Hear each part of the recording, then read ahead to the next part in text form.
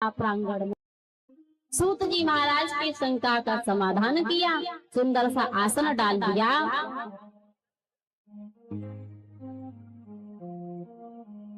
88,000 ऋषियों ने सूत जी महाराज से कहा, बोले हे भगवान, बोले हमें कोई ऐसी भगवान की पावनमय कथा सुनाइए जिससे संसार का, मानव का, जीव जंतु का कल्याण हो जाए। केवल उन्होंने अपने हित के लिए नहीं, पूरे संसार के लिए, हित के लिए, कल्याण के लिए, बोले हमें कोई ऐसी भगवान की कथा सुनाइए जो हमारा जीवन कृतार्थ हो जाए।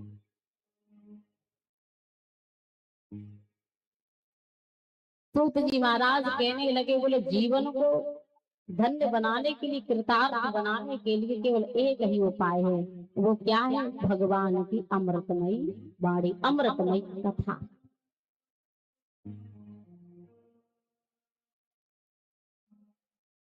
श्री सूत जी महाराज कहते हैं, बोले हे ऋषियों, ये भगवान की वो अमृतमयी कथा है, जैसे एक बार कोई सुन ले, जिसके एक बार कानों में पड़ जाए तो उसका जीवन ही धन्य हो जाता, उसका जीवन ही बदल जाता। कि भगवान की ऐसी कथा है कि जीते जी लोगों को मुक्ति दिलाती है, लेकिन मरने के बाद ही मुक्ति मिलती है।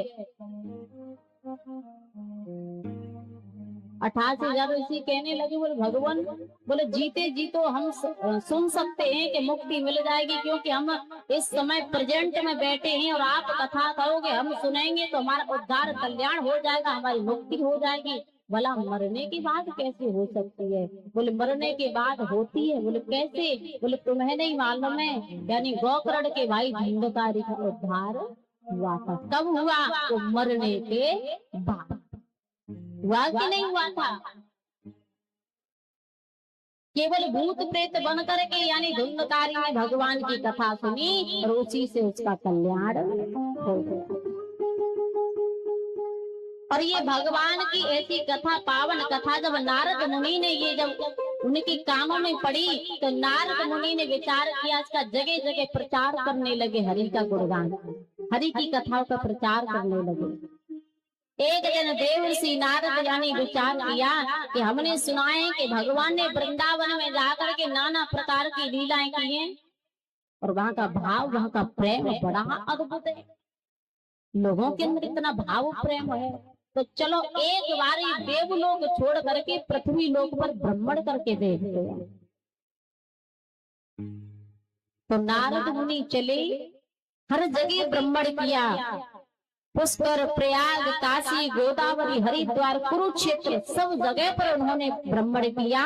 और जैसे ही सबसे श्रेष्ठ यानी वृंदावन को, वृंदावन में पहुंचे, तो वृंदावन में पहुंच करके नारद मुनि ने क्या देखा कि एक युवती मैया अपने दोनों बेटों को गोद में लिटा करके और रो रही थी। लेकिन रोने का कारण क्या था? कारण ये था कि माँ पर थी जवानी और उनके बेटों पर था बुढ़ापा। कल काल के प्रभाव से माँ पर जवानी आ गई, बेटों पर बुढ़ापा। तो ये दृश्य देख करके वो मैया रोने लगी कि संसार के लोग क्या कहेंगे,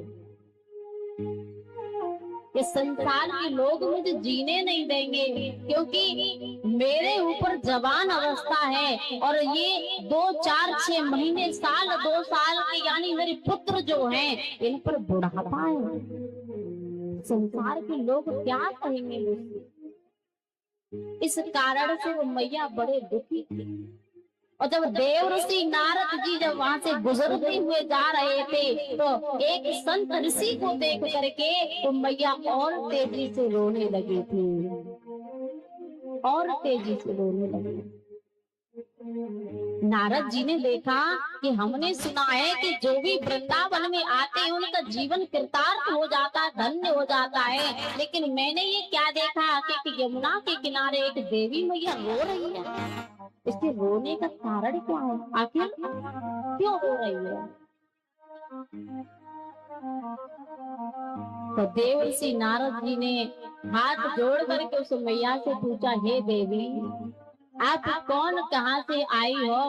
तुम्हारा रोने का कारण क्या है? आखिर तुम क्यों रो रही हो? अरे वृंदावन में आकर के तो बड़े बड़े पाप, बड़े बड़े बड़े दुख नष्ट हो जाते हैं, लेकिन ऐसा तुम्हारे ऊपर कौन सा पाप, कौन सा दुख का पहाड़ टूटा है जो तुम्हारे नेत्रों से आंसू ओझल हो रहे हैं?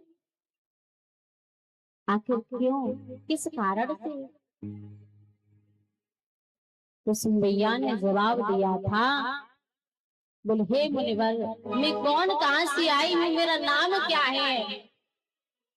अहे हूँ भक्ति रति ख्याता एमो मितनियो बतो ध्यान वैराग्य नामनो काल योगे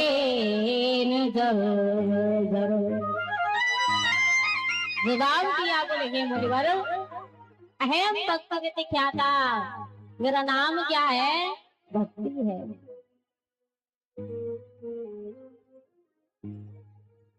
और ये दो बूढ़े पुरुष है ना, जिनके सर मेरी गोदी में रखे हैं, ये कोई और नहीं है, ज्ञान वैराग्य नाम अनो काल योगे नजर करो। ये दो बूढ़े पुरुष हैं, ये केवल मेरे ही बेटा हैं, मेरे पुत्र हैं। तो रोने का कारण क्या है? बोले मुनिवर, मेरे ऊपर जवान अवस्था है, पुत्र पर बुढ़ापा है, केवल मुझे इसी बात का बहुत बड़ा दुख है। जवाब दिया भक्ति मैया ने कि मैं लौकिक सुंदरी नहीं, मैं लौकिक सुंदरी ही नहीं, और सब मुझे भक्ति बतलाते हैं। यह दोनों ज्ञान वैराग्य रूप और मेरे बेटे कहलाते। ये मेरे ही पुत्र हैं। अब मेरे ऊपर ऐसी थोड़ी सी कृपा कर दो कि मेरे बेटों से बुढ़ापा दूर हो जाए, केवल इतनी कृपा। मैया की ऐसी पीड़ा देख करके, दुख भरी कहानी सुन करके नारद जी का हृदय भी गदगद हो गया था।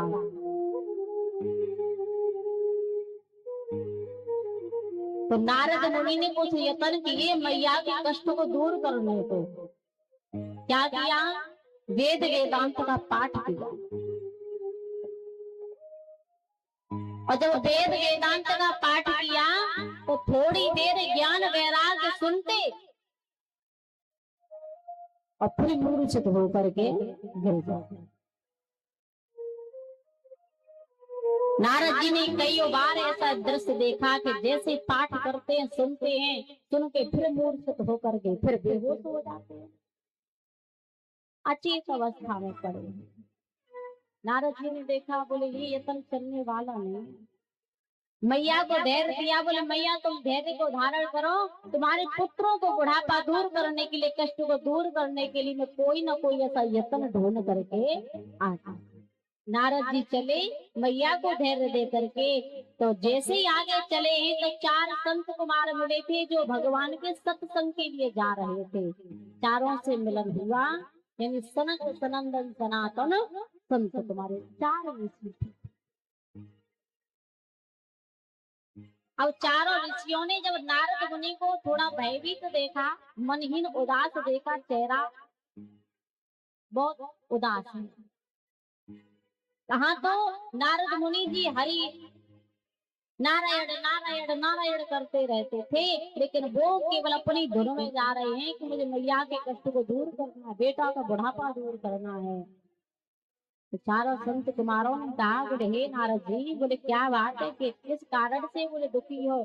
जवाब दिया, बोले हे ऋषिवर, आज मैंने वृंदावन में यमुना के किनारे कुछ नया दृश्य देखा। भक्ति मैया से भेंट हुई, उनके दो पुत्र थे ज्ञान वैराग्य। दोनों पुत्रों का कष्ट दूर करने के लिए मैंने वेद वेदांत का पाठ किया, लेकिन कोई प्रभाव नहीं हुआ। अब आप ही यत्न बताइए, मैं करूँ तो करूँ क्या?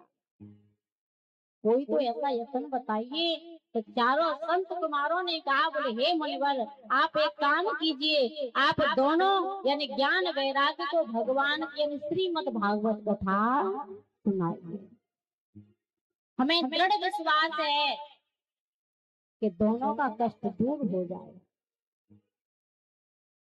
श्रीमद् भागवत कथा सुनाई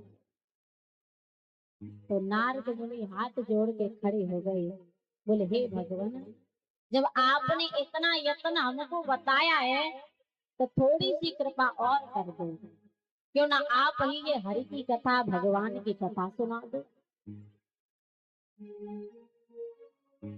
तो स्वयं चारों संत कुमार जी भगवान की कथाओं का गुणगान करने लगे।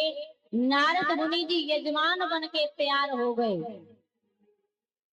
और जब नारद जी यजमान बने हैं तो भक्ति मैया को आमंत्रित किया है, बोले हे मैया, अपने दोनों पुत्रों सहित आप इस कथा प्रांगण में पधारिए। और जैसे ये भगवान की पावनमयी कथा है, ज्ञान वैराग्य के कानों में जब पड़ी है, दोनों का उद्धार होने लगा है। यही भगवान की कथा से दोनों भाई यानी ज्ञान वैराग्य का कल्याण हुआ था, कि वो भगवान की पावन कथा है। बोलिए गोविंद भगवान की। तो ये भगवान की कथा जीते जी मरने के बाद भी मुक्ति दिलाती है। मरने के बाद किसे मुक्ति मिली, यानी धुंधकारी को मिली थी। तो धुंधकारी को कैसे मिली? एक अनुपम नगर में एक ब्राह्मण देव रहा करते हैं, जिनकी एक सुंदर सी पत्नी, जिसका नाम था धुंधली। देखना, वो ब्राह्मण जी स्वभाव के बड़े अच्छे थे, पूजा पाठ जप तप नियम सब किया करते थे। घर में एक गाय है, गाय की सेवा करते हैं। घर में एक तुलसी पौधा है, तुलसी में प्रतिदिन जल लगाते हैं। लेकिन ठाकुर जी की ऐसी कृपा कि ब्राह्मण जी के घर में कोई संतान नहीं है।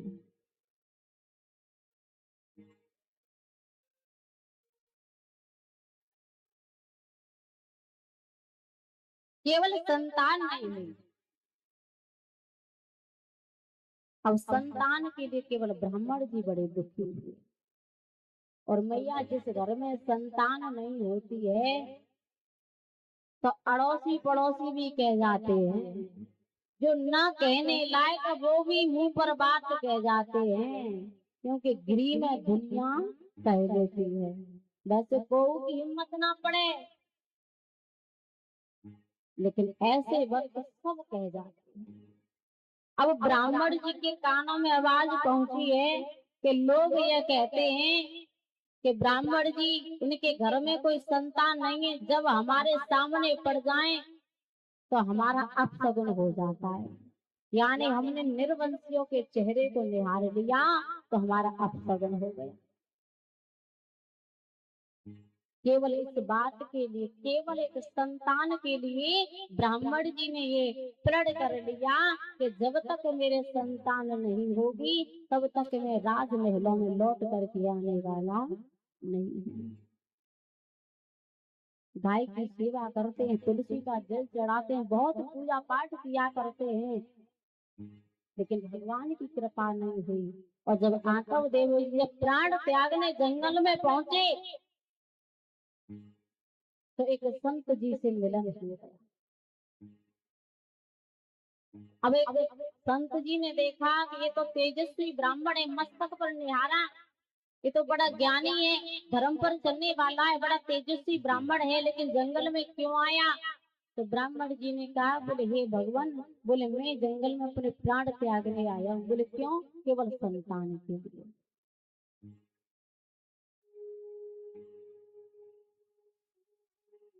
ब्राह्मण जी ने देखा एक संतान के लिए प्राण त्यागने आया है, जवाब दिया, समझाया ब्राह्मण जी को, देखो संत जी, ब्राह्मण देव, जो आप संतान के लिए प्राण छोड़ने आए हो, त्यागने आए हो, और भगवान की कृपा से अगर तुम्हारे घर में संतान या बेटा या पूत हो भी जाए, और जब पूत पैदा हो गया वही पूत अगर कपूत बन जाए, फिर तुम्हारा कैसा जीवन रहेगा? हमें लगता है कि आज 2 माला जाप करते हैं, तो 2 माला की बात तो छोड़ो, आप माला की तरफ कभी देखोगे भी नहीं। इसलिए हमारी बात मानो, ये संतान की चिंता छोड़ दो।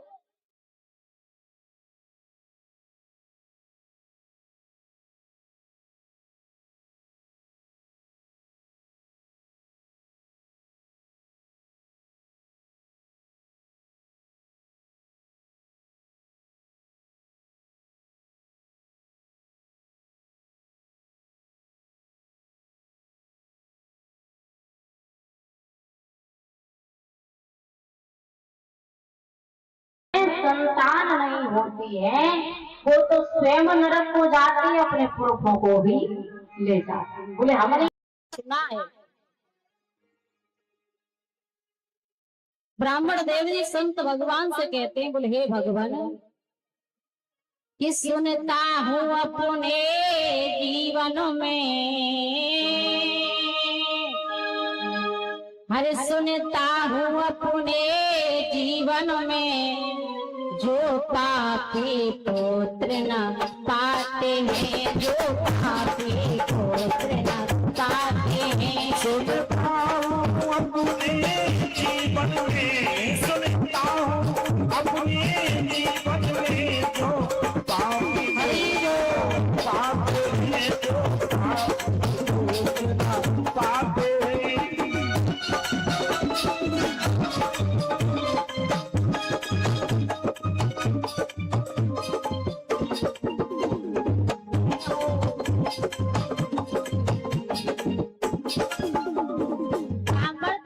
संत भगवान से अपनी मन की बात कह रही है। बोले हमने सुना है बड़े बड़े विद्वान इस बात को कहते हैं, सुनता हूँ अपने जीवन में, जो पापी पुत्र न पाते हैं।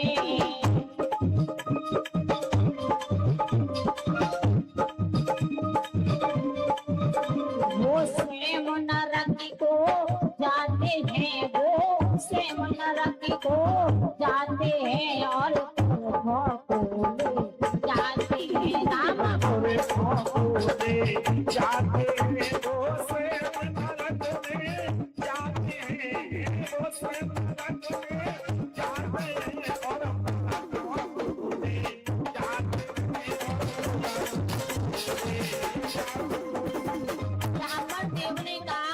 बोले हमने सुना है वो स्वयं मर के नरक की जिंदगी तो जीते हैं, लेकिन अपने साथ साथ उनके पुरखा भी साथ में जाते हैं। बोले वो भी नरक वाली जिंदगी मिलती है उन्हें। तो संत भगवान कहते हैं, बोले हे ब्राह्मण देव, अरे ये तो सुख देना सुख लेना और दे करके भी छिना लेना, ये तो सब ठाकुर जी की इच्छा है। यहाँ तो केवल कर्मों की खेती चलती है, तुम्हारा नाम यश कीर्त ये कभी नहीं गाया जाएगा। यहाँ तो केवल तुम्हारा कर्म ही गाया जाएगा। जैसा जीवन में कर्म करोगे और वैसा ही फल को प्राप्त करोगे। तो संत भगवान ब्राह्मण जी को समझा रहे हैं, यह तो कर्मों की खेती है, ये तो कर्मों की खेती है, जो खोएगा सो पाएगा, जो खोएगा सो पाएगा, खोएगा सो पाएगा। यह तो कर्मों की खेती है, जो बोएगा सो पाएगा। ये तो कर्मों की खेती है, जो बोएगा सो पाएगा। कर्मों से मुक्ति दिलाने में, कर्मों से मुक्ति दिलाने में क्या बेटा हाथ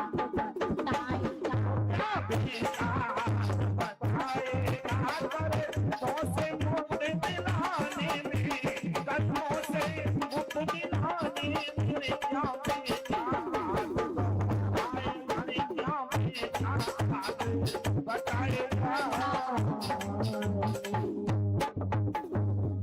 जवाब दिया है संत भगवान ने कि कर्मों से मुक्ति दिलाने में क्या बेटा हाथ बटाएगा।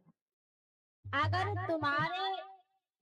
तुमने जो कर्म किया है, अब बोए बमूर और फिर सेव के हमें मिल जाए आम तो आम ले लेगी, नहीं मिले बमूर बोए। इसलिए ब्राह्मण जी समझा रहे हैं कि संतान की इच्छा छोड़ दो। जवाब दिया, बोले नहीं ये तो ज्ञानी पुरुषों का सबका कहना है, लेकिन हमने बार बार ये सुना है कि जिस घर में संतान नहीं होती वो घर नरक के समान होता है। इसलिए जब तक मुझे संतान होने का वरदान फल प्राप्त नहीं होगा तब तक मैं जाने वाला। अब संत जी ने ये बात सुनी तो विचार किया केवल संतान के लिए प्राण त्याग रहे हैं, तो अपनी झोली से एक फल निकाल के दिया और कहा बोले ले ये फल ले जाओ अपनी पत्नी को खिला देना तो तुम्हारे घर में संतान हो जाए। वही फल लेकर के जब ब्राह्मण जी चले हैं, अब जैसी देखा कि आंगन में यानी ब्राह्मण देव की पत्नी बैठी थी धुंधली, और धुंधली को वो फल ले जाकर के दिया। कहा बोले देवी हमारे तुम्हारे बड़े सौभाग्य हैं। क्यों? एक संत भगवान ने संतान होने का हमें फल दिया है। इस घर में कोई संतान हो जाएगी। अब देखना धुंधली के मन में क्या विचार आया, न जाने हमारे पति देव ब्राह्मण जी यानी कौन से संत जी ने बहका दिए। अरे ऐसे संतों के फल देने से अगर संतान अगर पैदा हो जाए तो फिर ये सब आगे झोली फैला दे अपनी अपनी कि हमें दे दे हमें दे दे हमें दे दे। संसार में बहुत ऐसे घूम रहे हैं। फिर किसी की आवश्यकता नहीं है, फिर तो सब फल के द्वारा ही संतान हो जाएगी, तो किसी की आवश्यकता क्यों है? धुंधली के मन में ऐसा विचार आया।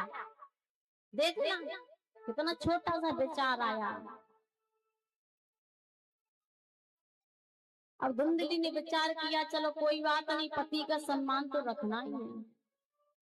फल तो ले लिया लेकिन फल को खाया नहीं। एक मन में शंका हो गई कि यदि मैंने फल खा लिया और जब मेरे गर्भ ठहर जाएगा तो मुझे बड़ा कष्ट सहन करना पड़ेगा, न तो मैं पेट भर के भोजन खा पाऊंगी। अगर कहीं भाग करके जाऊंगी, कहूँ तीर्थ यात्रा करने जाऊंगी, बोले वो भी नहीं जा पाऊंगी। अगर कहूँ कथा भागवत सुनने जाऊंगी, बोले वो भी नहीं जा पाऊंगी, क्योंकि फिर वो ये के बच्चे लगा देते हैं ना, करते हैं कि नहीं। धुंधली के मन में यही विचार आ गया। आज के अगर किसी माताओं से पूछो ए मैया ने थोड़ा सा टाइम निकाल ले ना कथा सुनिया कर, ए बहन जी तुम्हें ना मालूम मेरे बच्चा को जी कर दे वो कर दे को हाथ न मोरो कर, ये नहीं तब जवाब है। और बात बिल्कुल सही है। बेचारी सुबह से शाम तक लगी रहे, कभी बच्चों को संभालें, कभी भोजन बनाए, कभी बहुत काम है साहब, गृहस्थी में आकर के बहुत काम। तो धुंधली ने यही विचार कर दिया कि ऐसे जीवन से क्या फायदा, अभी तो हम अकेले हम और हमारे पति देव, और मनो इच्छा हो मन आए हम तहाँ चले जाए, मन आए वहां दर्शन करे आए, जो मन में आए सो हम सब खाए लें, और जब गर्भ ठहर जाएगा तो फिर हमें भरपेट भोजन भी नहीं मिलेगा। अगर हो सकता है कि कभी किसी दिन घर में छोर आ गए तो कभी भाग भी नहीं पाऊंगी। तो ऐसे विचार आए, तो ऐसा विचार जान करके अब धुंधली ने फल किसे खिला दिया, जो ब्राह्मण देव के घर में गाय थी उस गाय को फल खिला दिया। और ब्राह्मण देव जी से कहा बोले मैंने फल को ग्रहण कर लिया। धीरे धीरे वो समय निकल गया।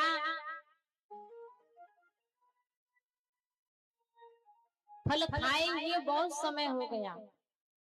अब एक दिन ये विचार आया कि अगर मेरे गर्भ से कोई संतान नहीं हुई तो मैं ब्राह्मण देव को क्या जवाब दूंगी कि मेरे कोई संतान नहीं हुई। यानी एक संत जी का वचन मिथ्या झूठ हो जाएगा, लेकिन संत जी का वचन तो सत्य रहेगा, लेकिन केवल झूठ के भागीदार तो हम रहोगे, क्योंकि वो फल हमने गाय को खिला दिया। ऐसा मन में विचार आया। उसी समय यानी धुंधली की छोटी बहन थी, जिसका गर्भ का समय चल रहा था। और जब बड़ी बहन धुंधली से मिली है, जब थोड़ा चिंतित में देखा तो क्या कहा, बोले बहन क्या बात है, किस कारण से उदास है? जवाब दिया कि मेरे पति ने एक फल दिया और क्या करें, वो फल मैं झूठ समझ के गाय को खिला दिया।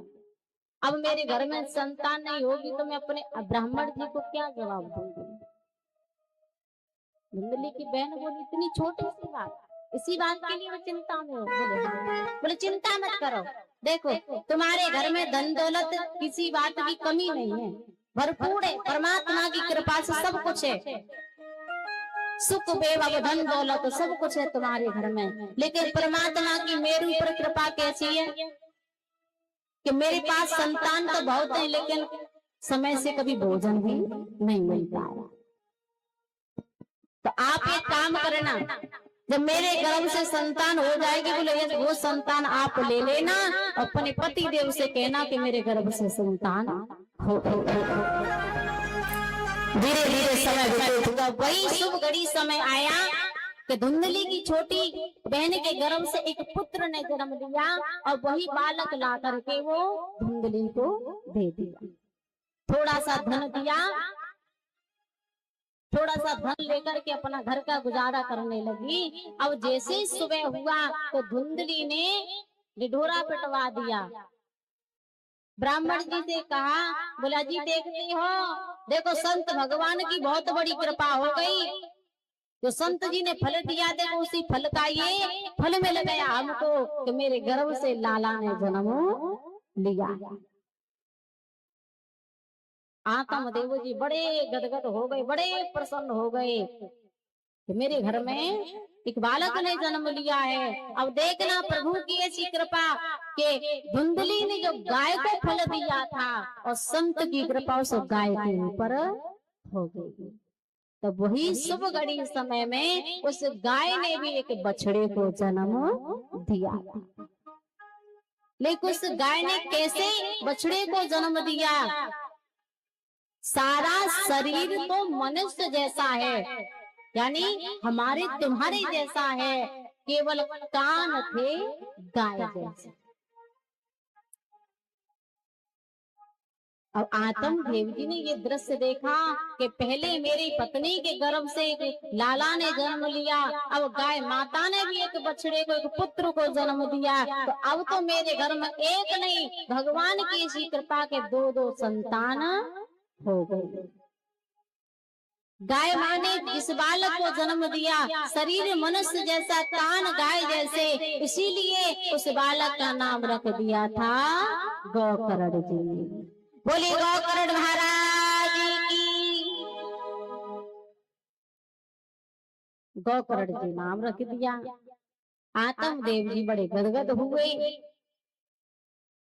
सूत जी महाराज 88,000 ऋषियों को ये भगवान की कथा सुना रहे हैं कि वही भगवान की पावन कथा। जब धीरे धीरे ये समय व्यतीत हुआ तो देखना गौकर्ण जी महाराज जो गाय के गर्भ से जन्म लिया था, वो तो केवल भगवान की भक्ति में, भगवान के भजन में लीन रहते हैं। और जिस माँ के गर्भ से जन्म लिया जिसका नाम था धुंधकारी, धुंधकारी क्या करने लगा?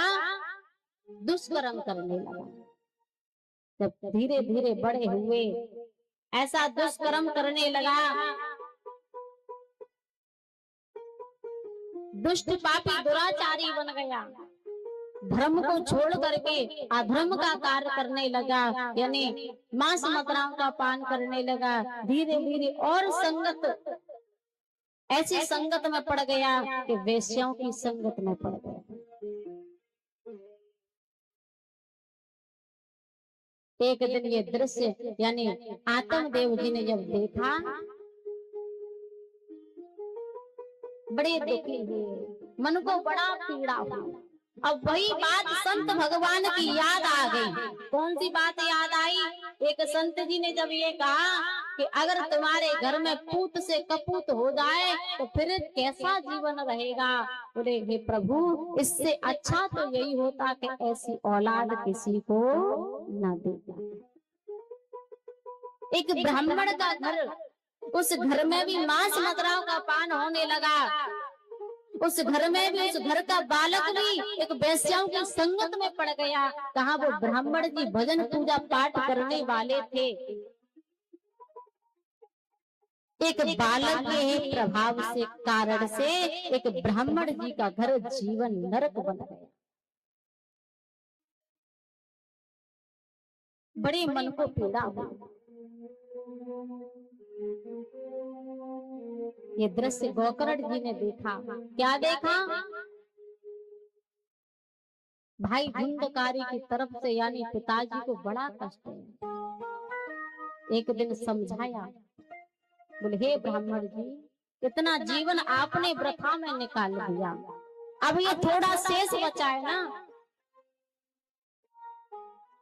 तो अब इस शेष जीवन को ठाकुर जी के भजन में लीन कर दो।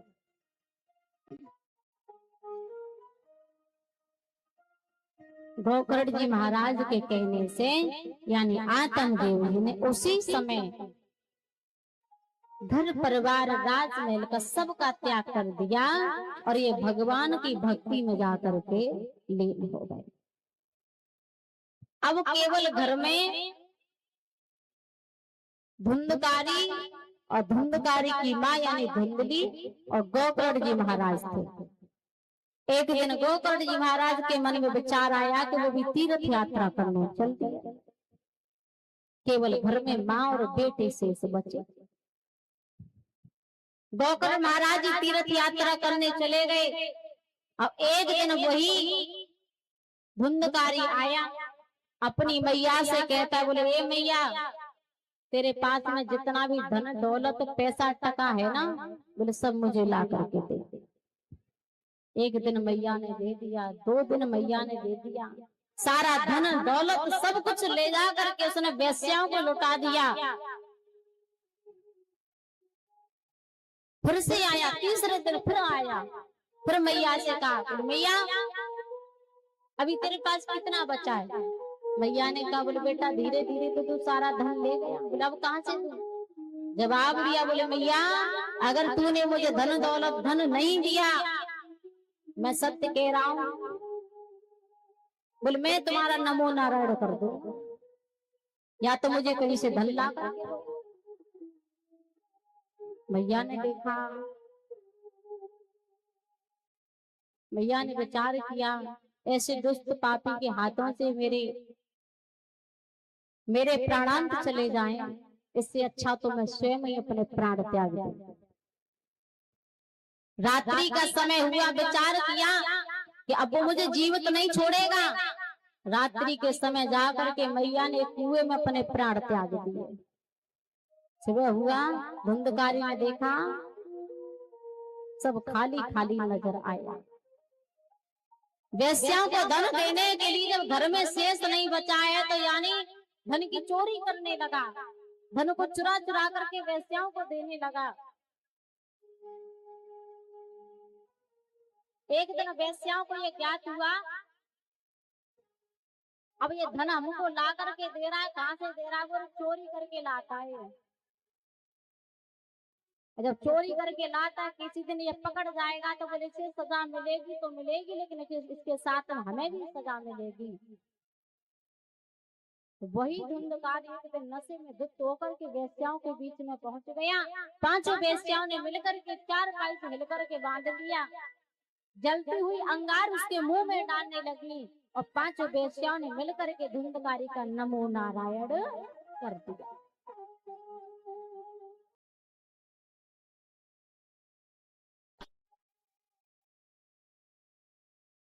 धीरे धीरे वो समय व्यतीत हुआ। जब तीर्थ यात्रा पूर्ण हो गई तो गोकर्ण जी महाराज अपने नगर के लिए पुनः वापस आए। रात्रि का समय हुआ, विचार किया कि सब नगरवासी सो रहे हैं, क्यों नगरवासियों को कष्ट दिया जाए। तो नगर से बाहर यानी गोकर्ण जी महाराज ने आसन लगा लिया और भगवान के भजन में बैठ गए। और जैसे ही भगवान के भजन में बैठे हैं तो वही धुंधकारी गोकर्ण जी महाराज के आगे परछाई बन के आने लगा।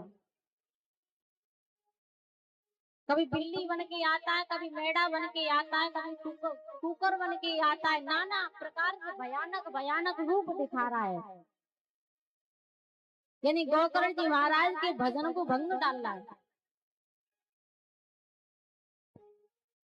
गोकर्ण जी ने विचार किया कि आखिर ये कौन है, मेरे भजन में विघ्न क्यों आ रहा है। जवाब दिया, बोले भैया आप जो भी हो मेरे सामने आकर के खड़े हो जाओ। तो सामने क्या देखा गोकर्ण जी महाराज ने, स्वयं अपने भाई धुंधकारी की परछाई को देखा।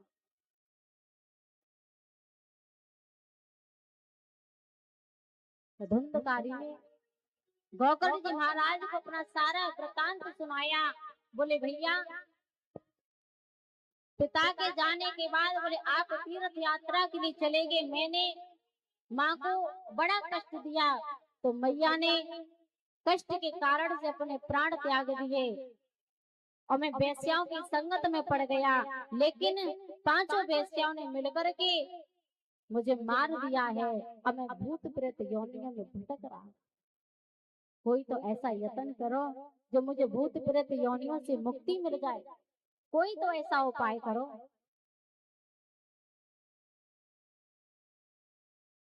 धुंधकारी ने जब सारा वृतांत सुनाया तो गोकर्ण जी महाराज कहते हैं, बोले आप धैर्य को धारण करो। सुबह जब हुआ, सूर्यदेव भगवान को जल अर्पण किया है गोकर्ण जी महाराज ने और सूर्यदेव से प्रार्थना की है। बोले हे प्रभु, हे सूर्यदेव, आप सबको प्रकाश देने वाले हैं, तो मेरे भाई यानी धुंधकारी के जीवन में भी प्रकाश डालिए। कोई ऐसा यत्न बताइए कि भूत प्रेत योनियों से मुक्ति मिल जाए।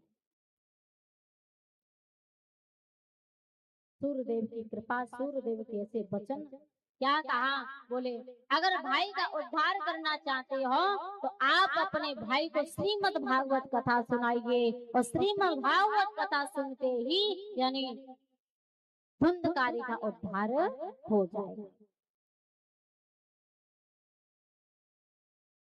आज्ञा पा करके गोकर्ण जी महाराज ने सुंदर सा आसन लगाया, व्यास मंच पर विराजमान हुए, स्वयं अपने भाई धुंधकारी को आमंत्रित किया है। बोले आओ भगवान की हरि अमृतमय कथा को श्रवण करो, अपने जीवन को कृतार्थ बनाओ, अपने जीवन को धन्य बनाओ। भूत प्रेत योनियों से मुक्ति दिलाने के लिए स्वयं यानी गोकर्ण जी महाराज ने भगवान की कथा सुनाई थी अपने भाई को।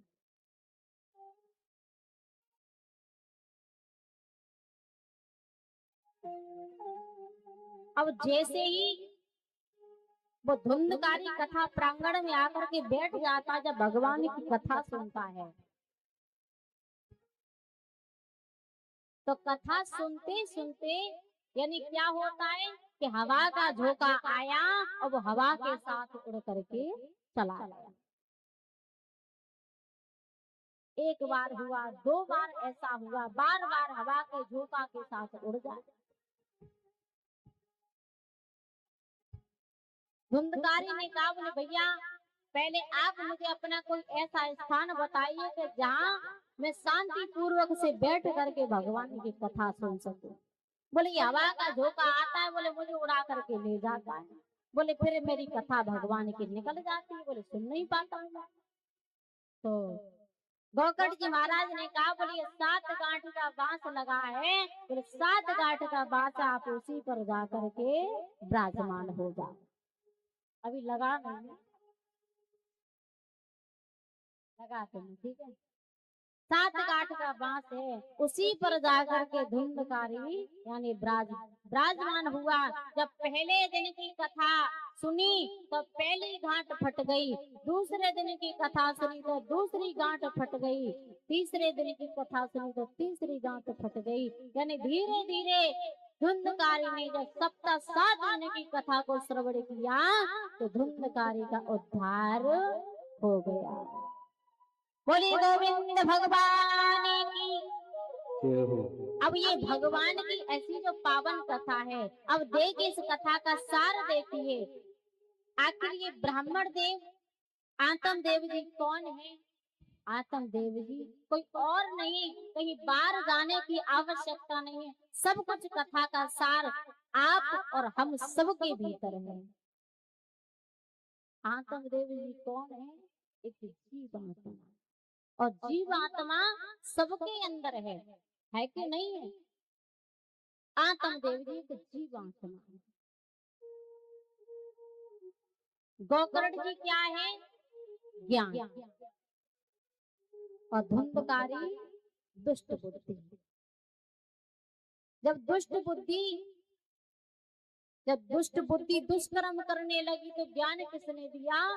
गोकर्ण जी महाराज के द्वारा। और जब ज्ञान प्रकट हुआ, वो 7 गांठ का वास कौन सा है?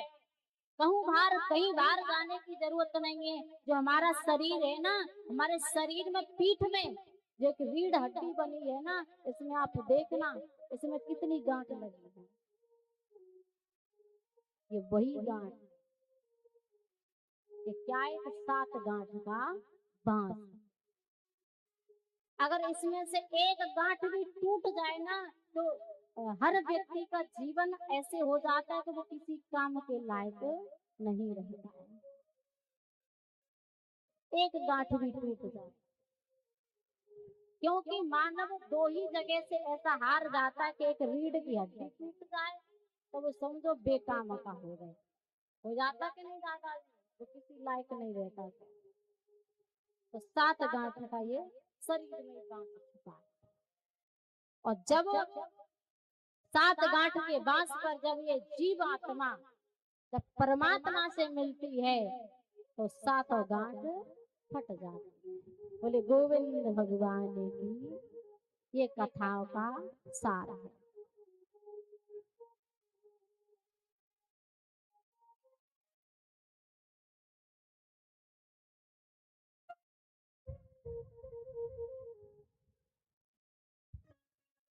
आइए एक 2 लाइन का भजन बड़े भाव से।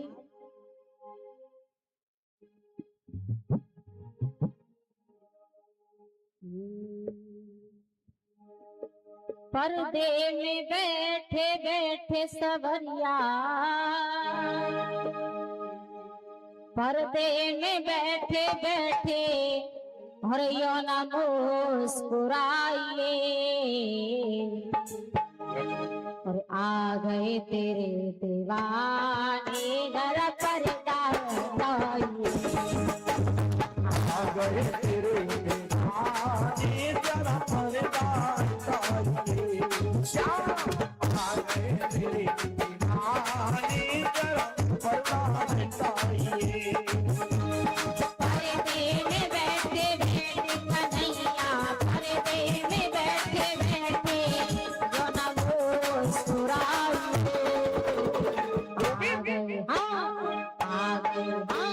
आ गए तेरे दीवाने जरा पर्दा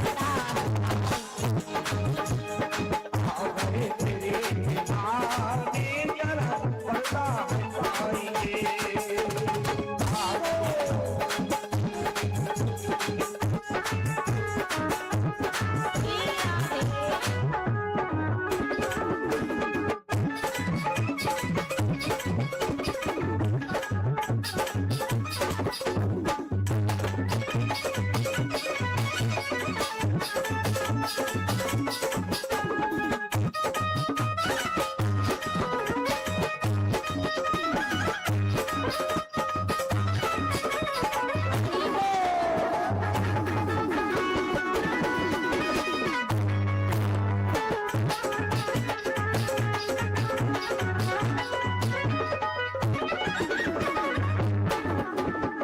भक्त कहता है भगवान से, ये प्रभु पर्दा तेरा हमें नहीं मंजूर सावरे कन्हैया,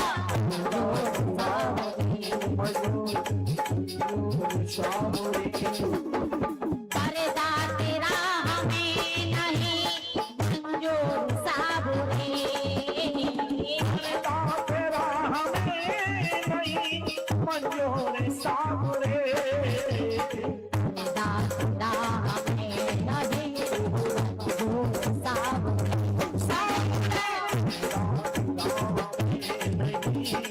मंजूर सावरे। और भक्त क्या कह रहा है प्रभु?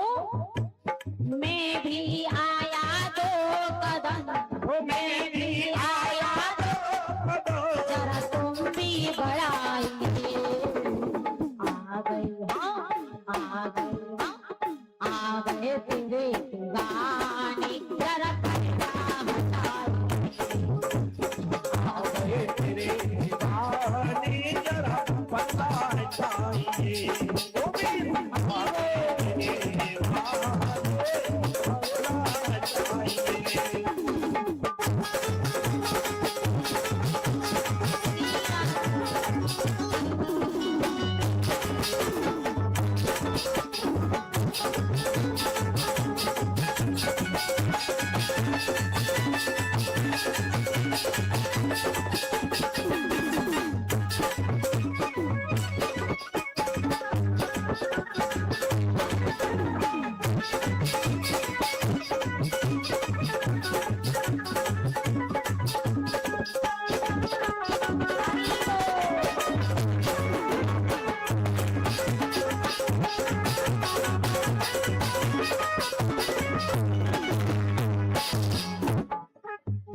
हम दीवाने हैं तेरे, तुमसे प्यार है कन्हैया, तुमसे प्यार है सवरिया, तुमसे प्यार है।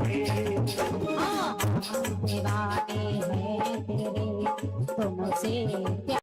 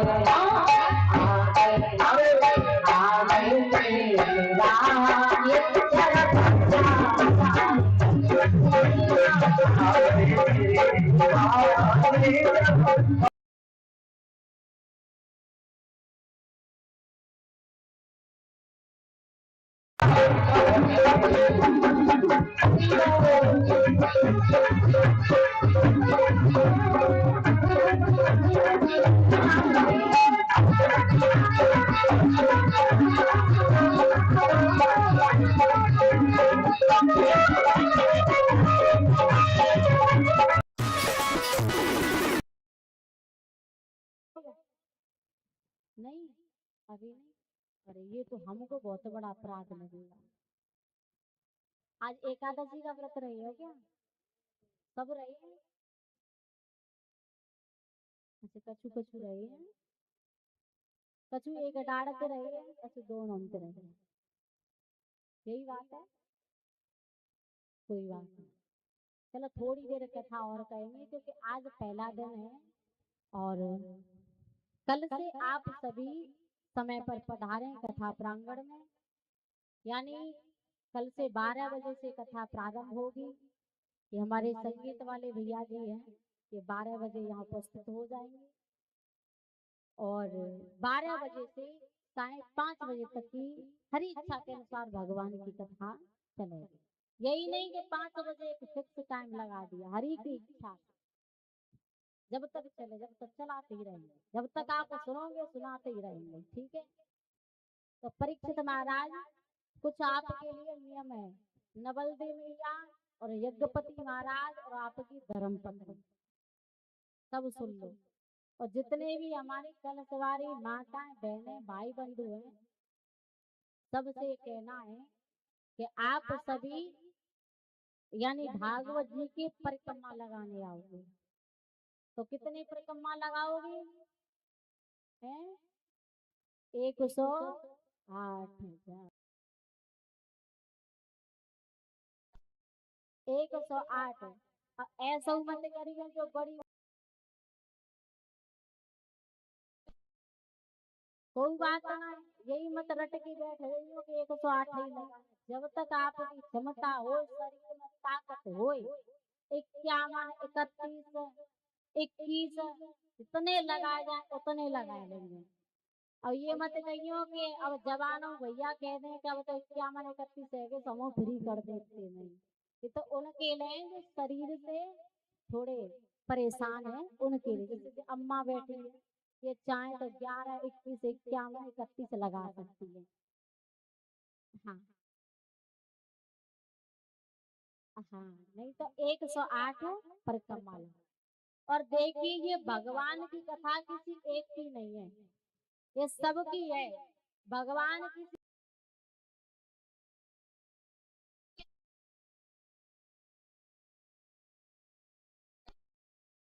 सबकी है ना।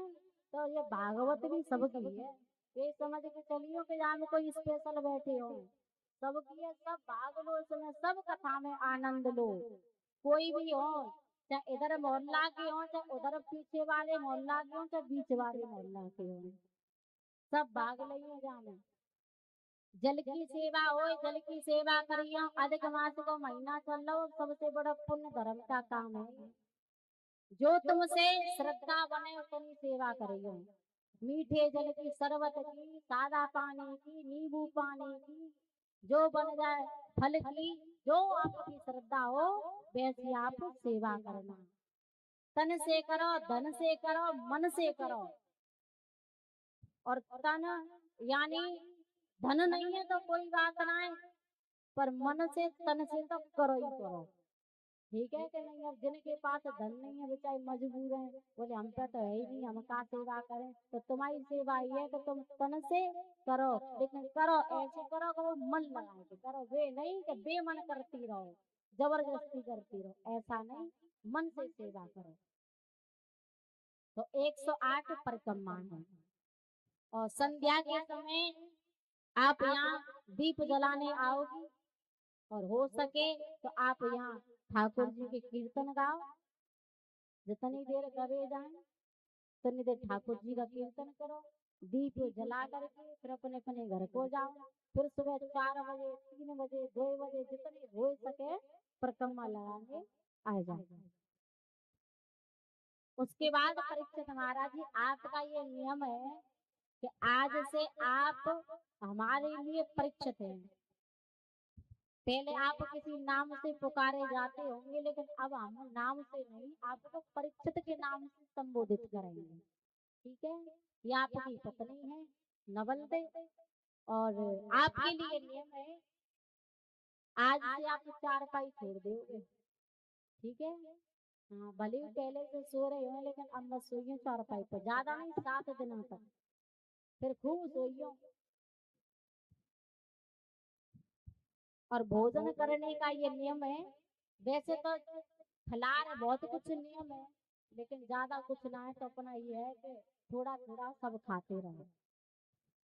सुबह के टाइम इसलिए थोड़ा हल्का भोजन करना, क्योंकि आपको बैठने में कोई तकलीफ ना हो। ठीक है? क्योंकि बैठना आपको ही पड़ेगा। हाँ, तो उस हिसाब से ही भोजन करना, थोड़ा करना, फलार करना। फलार फल भी खा सकते हो, फल से भी ना रह सकते हो तो थोड़ा भोजन कर सकते हो, और शाम को तो भरपेट खा सकते हो। हाँ, तो ज्यादा वैसे नियम तो बहुत कुछ है। और देखिए, पंडित जी महाराज ने आपके जनेऊ पहनाई है, जनेऊ धारण करवाई, फिर उनका हाँ, यज्ञपति महाराज, परीक्षित महाराज जब जनेऊ पहनेंगे तो उनका नियम पंडित जी महाराज बता देंगे कि जब पहनोगे, यानी कहने का तात्पर्य ये है कि जनेऊ धारण करने के बाद अगर लघु शंका, यानी बाथरूम करने जा रहे हो तो उस कान में अंटा लगा के जाओ, ये सब बता देंगे आपको। तो ये आपके कुछ नियम रहेंगे, ज्यादा नहीं, आप थोड़े नियम कर लो। जितना हम करते हैं उतना ही आपसे करवाएंगे, ये नहीं कि हम कम करें और तुमसे ज्यादा करवाएं। हाँ, उतना ही रहेगा। और कल से आप सभी समय पर आए।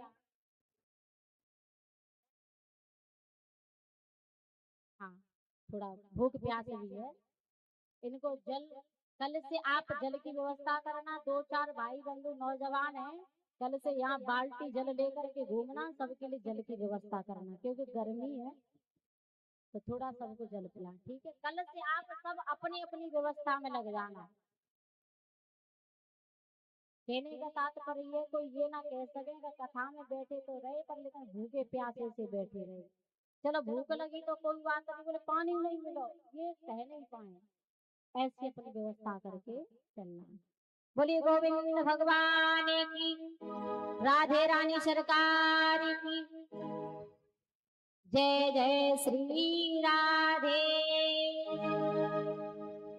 तो ये भगवान की वो पावन कथा, ये भगवान की पावन कथा से यानी धुंधकारी का उद्धार हुआ था। श्री सूत जी महाराज 88,000 ऋषियों को नेम सारण क्षेत्र में भगवान की अनंत कथाएं सुनाने लगे हैं। और यही भगवान की पावन कथा यानी परीक्षित महाराज ने सुनी थी। जो परीक्षित महाराज को श्राप लगा था, श्राप से मुक्ति पाने के लिए ये भगवान की हरि कथा को श्रवण करने लगे। लेकिन जब भगवान की कथा सुनी तो किन के मुखार बिंद से, यानी सुखदेव जी के मुखार बिंद से। तो आइए यहाँ सुखदेव भगवान का कैसे अवतार हुआ। एक समय की बात, देवलोक में सभी देवता विराजमान हैं। ब्रह्मा जी बैठे हैं, विष्णु जी बैठे हैं, शंकर जी बैठे, सभी देवी देवता विराजमान हैं। तो भगवान नारायण यानी विष्णु भगवान के मन में ये विचार आया कि भाई हमने हर पति पत्नी में झगड़ा होते देखा है, लेकिन कभी हमने भोले बाबा पार्वती में झगड़ा होते नहीं देखा। सब में झगड़ा होते देखा है, लेकिन इधर बीड़ा बजाते बजाते नारद मुनि देवताओं की सभा में उपस्थित हो गए, पहुंच गए। बोले नारायण नारायण नारायण नारायण। ये बात जब देवर्षि नारद ने सुनी है, बोले भगवान के मन में ये भाव आया कि सब में झगड़ा होते देखा है, लेकिन कभी भोले बाबा पार्वती में झगड़ा होते नहीं देखा। तो नारद जी कहते हैं, बोले हे प्रभु, अगर आपकी आज्ञा मिल जाए, बोले ये तो मेरे दाएं बाएं हाथ का खेल है, अगर आपकी आज्ञा मिल जाए तो मैं जाते जाते शंकर भगवान और पार्वती मैया में झगड़ा करा दूं।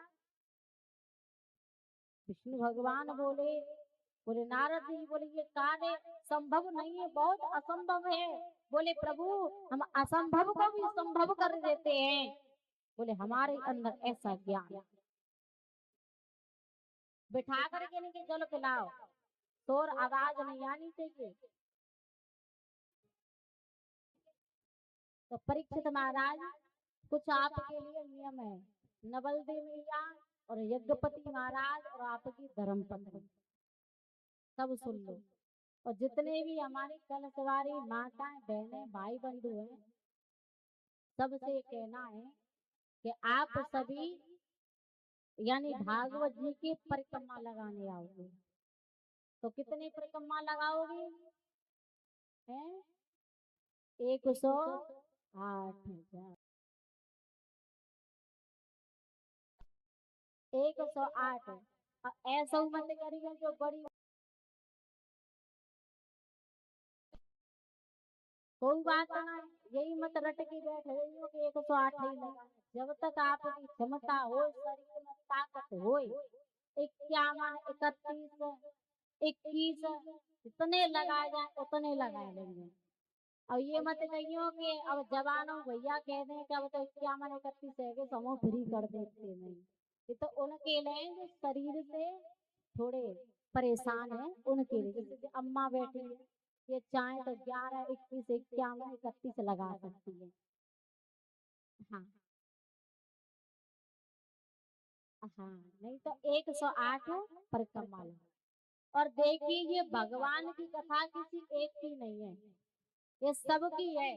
भगवान की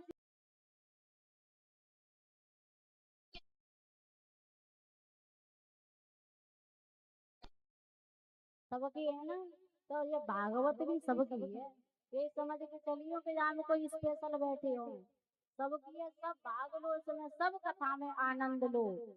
कोई भी हो, चाहे इधर मोहल्ला के हो, चाहे उधर पीछे वाले मोहल्ला के हो, चाहे बीच वाले मोहल्ला के हो, सब भाग लियो। जाने जल की सेवा हो, जल की सेवा करियो। अधिक मास को महीना चल रहा, सबसे बड़ा पुण्य धर्म का काम है। जो तुमसे श्रद्धा बने उतनी सेवा करियो। मीठे जल की, शरबत की, सादा पानी की, नींबू पानी की, जो बन जाए फल की, जो आपकी श्रद्धा हो वैसी आप सेवा करना। तन से करो, धन से करो, मन से करो। और तन यानी धन नहीं है तो कोई बात ना है, पर मन से तन से तो करो ही करो। ठीक है कि नहीं। अब जिनके पास धन नहीं है बेचारे मजबूर हैं, बोले हम पे तो है ही नहीं, हम का सेवा करें। तो तुम्हारी सेवा ये है कि तुम तन से करो, लेकिन करो ऐसे करो कि वो मन लगा के करो, वे नहीं कि बेमन करती रहो, जबरदस्ती करती रहो, ऐसा नहीं, मन से सेवा करो।